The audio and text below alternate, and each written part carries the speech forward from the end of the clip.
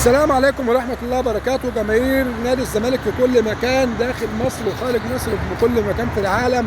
حسن شحاتة عاشق الزمالك وحييكم من على كورنيش طنطا. وبقول لجمهور الزمالك في كل مكان لأن جمهور الزمالك وشعبية نادي الزمالك في كل حتة داخل مصر، في كل شبر في أرض مصر، من حلايب وشلاتين لطنطا ومن أسوان لإسكندرية. شعبية نادي الزمالك وجماهيريته كبيرة قوي، واللي ما يعرفش كده يبقى مغيب. فنادي الزمالك بالنسبة لنا ده العيش والمية والهواء. الهواء اللي بنستنشقه بالنسبة لجمهور نادي الزمالك زمالك، والمية اللي بنشربها زمالك، الدم اللي بيجري جوه شراييننا زمالك. فبنوجه رسالة هنا لجماهير نادي الإسماعيلي اللي خانهم التوفيق وأساءوا التقدير لما تطاولوا على نادي الزمالك وعلى جماهير نادي الزمالك، وعملوا كمين لنادي الزمالك لجماهير نادي الزمالك في المباراة اللي جمعت ما بين نادي الإسماعيلي ونادي الزمالك في الدوري، وزعلوا جمهور نادي الزمالك منهم. فبقول لهم هنا نادي الزمالك وشعبيته يا جماعه هو النادي الوحيد وجمهوره الوحيد اللي هو ارقى واحلى واوفى واخلص جمهور، يعني من وجهه نظرنا على مستوى العالم. هو الجمهور الاول في مصر وفي الوطن العربي، يعني جمهور نادي الزمالك، وبيحب جميع الانديه في مصر وخارج مصر وكل حاجه، وجمهوره بيتعاطف مع جميع الانديه في مصر، جميع الانديه في مصر، خاصه مناطق السويس اللي هو مدن خط القناه، يعني نادي الاسماعيلي ونادي المصري البورسعيدي ونادي السويس وكده. لكن هو جمهور الزمالك ونادي الزمالك بيكون كل احترام لجميع الانديه المصريه في كل مكان، بس احنا بنخص ايه بالظبط مدن القناه، يعني لهم ايه شعبيه كده دول. فلما تجي لك الضربه او تجي لك الاهانه من جمهور نادي الاسماعيلي، مين نادي الاسماعيلي اللي نادي الزمالك بيقف جنبه كادارات على مدار التاريخ ومن الجمهور على مدار التاريخ. لا، نادي الزمالك لما بيحصل حاجه للنادي الاسماعيلي او النادي المصري او النادي السويس وكده، نادي الزمالك وجمهور نادي الزمالك هم اللي بيقفوا جنب الناس دي، وهم اللي بيساعدوهم والكلام ده كله. فيسحب علينا قوي لما تلاقي كده ويجي في المباراه وبنقول لجمهور نادي الاسماعيلي خانهم التوفيق واساءوا التقدير لما تطاولوا على نادي الزمالك وعلى جمهور نادي الزمالك وعملوا كمين لنادي الزمالك. طيب ماشي، ونادي الزمالك ده اللي مش بيقف جنبكم بالنسبه لما في لعيبه ولا في اي حاجه، ولما بيحصل لكم حاجه من النادي المنافس ومن جماهير النادي المنافس، هو نادي الزمالك وجمهور نادي الزمالك هم اللي بيقفوا جنبكم، اول ناس هم اللي بيقفوا جنبكم وبيساعدوكم بالكلمه كده بالدعم المادي بقى والدعم المعنوي ومش عارف ايه. هو جمهورنا عشان خاطر عاوزين النادي الاسماعيلي وبيحبوا النادي الاسماعيلي والنادي المصري ونادي السويس وبيقفوا جنبكم وبيساعدوكم والكلام ده كله. فلما تيجي الخطوه كده تيجي منكم حركه زي دي تزعل. فبحب بس اعرف جمهور نادي الاسماعيلي او جماهير نادي الاسماعيلي او اداره النادي الاسماعيلي ان انتم بالنسبه لكم مع احترامنا لمدينه الاسماعيليه الجميله دي حاجه ثانيه، بس بتكلم في الكوره، بقى انتوا بس في الاسماعيليه وبس. انما نادي الزمالك بقى يا جماعه اللي انتوا حضرتكم ما تعرفوش، على مستوى جمهوريه مصر العربيه من حلايب وشلاتين لطنطا في جمهور للزمالك، ومن اسوان لاسكندريه في جمهور للزمالك. العيش ايه ده؟ الزمالك تعمل كده حتى تلاقي برضه الزمالك ده جمهور الزمالك، وانا واحد من عشاق الزمالك في طنطا. فبقول للجمهور نادي الاسماعيلي في الاسماعيليه، ما انا ما بتكلمش مدينه الاسماعيليه على دماغنا، بس بتكلم في الكوره بقى. بقول للجمهور نادي الاسماعيلي في الكوره ان احنا في طنطا بس، عشاق الزمالك في طنطا بس، عشاق الزمالك في طنطا بس يكاد يكونوا قد جمهور نادي الاسماعيلي في الاسماعيليه.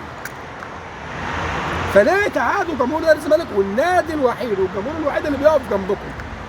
فازاي يا جماعه يعني تعادوا جمهور نادي الزمالك الناس اللي بتقف جنبكم؟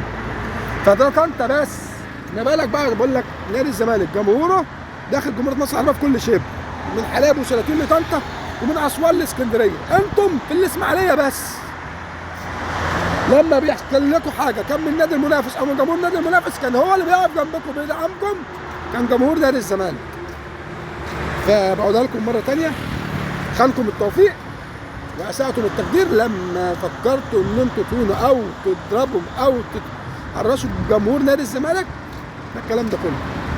فاحنا هنا بنطالب بقى لو في بجد اتحاد كوره بجد وفي لجنه مسابقات بجد وفي ناس بجد ولجنه انضباطيه والكلام ده كله، بنطالب بالمساواه، ان نادي الزمالك ما يلعبش في الاسماعيليه.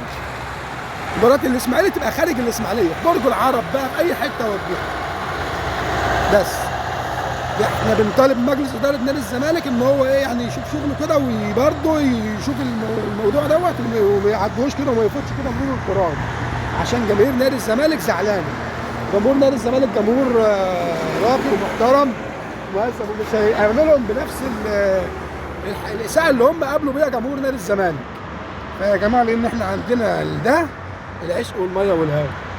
نادي الزمالك ده اللي واقف جنب النادي الاسماعيلي بيديله لعيبه، عمره ما فضل النادي الاسماعيلي من لعيبته علشان يظهر على حساب النادي الاسماعيلي، لا بالعكس. كان ايام المستشار مرتضى منصور ربنا يديله الصحه، كان في 2 لعيبه اللي هم اساس الاسماعيلي في الوقت دوت وهم نجوم الاسماعيلي في الوقت ده، باهر المحمدي، واسالوا اللاعب، وعبد الرحمن نجدي اللي هو كابتن الفريق دلوقتي، كانوا ماضيين مع الزمالك وخلاص والدنيا دي كلها.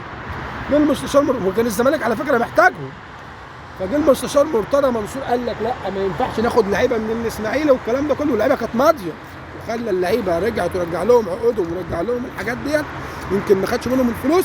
وجه برضه اللي اسمه كابتن باهر المحمدي حتى ما عملش بيها وراح مضى للنادي المصري البورسعيدي عشان خاطر الفلوس والماده، اللي في الوقت ان مرتضى منصور ما رضاش ياخده عشان خاطر جمهور النادي الاسماعيلي وعشان خاطر النادي الاسماعيلي يقف على رجله وما يهبطش.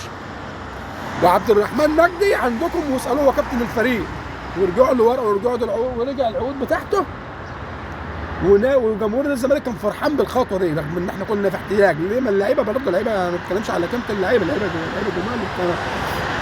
اللي باهر المحمدي كان الزمالك في احتياج له، وعبد الرحمن نجدي كنا برضه في احتياج له.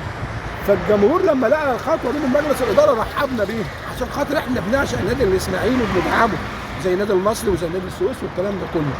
فلما الخطوه تجينا من هنا لا يبقى معلش كل واحد بقى يعرف حجمه ويشوفوا جمهور. بقول لك انا واحد من عشاق نادي الزمالك في طنطا، بقول لجمهور الاسماعيلي انتوا تخصكم في الاسماعيليه بس، ده واحد من عشاق نادي الزمالك في طنطا يكاد يكون عشاق نادي الزمالك في طنطا قد جمهور الاسماعيلي في الاسماعيليه.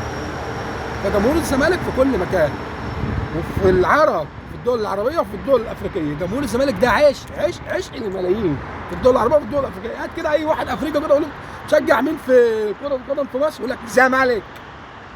وعلى فكره في حاجات كتيره على السوشيال ميديا وعلى اليوتيوب وعلى الفيسبوك وحاجات كتيره بسم الله ما شاء الله. فيا جماعه ايه، فبقول لجمهور النادي الاسماعيلي كده حلو قوي وكده كفايه عليكم. وبعد كده كنت بتفرج على ماتشات للنادي الاسماعيلي، انا واحد من كده عمري ما اتفرج على ماتش للنادي الاسماعيلي، وكنا بندعم النادي الاسماعيلي وبتفرج عليه الحاجه الثانيه بعد نادي الزمالك، وكنت بتفرج على الماتش اكني بتفرج على نادي الزمالك وتلاقيني وازعل للخساره وابقى متضايق للتعادل وافرح بالفوز.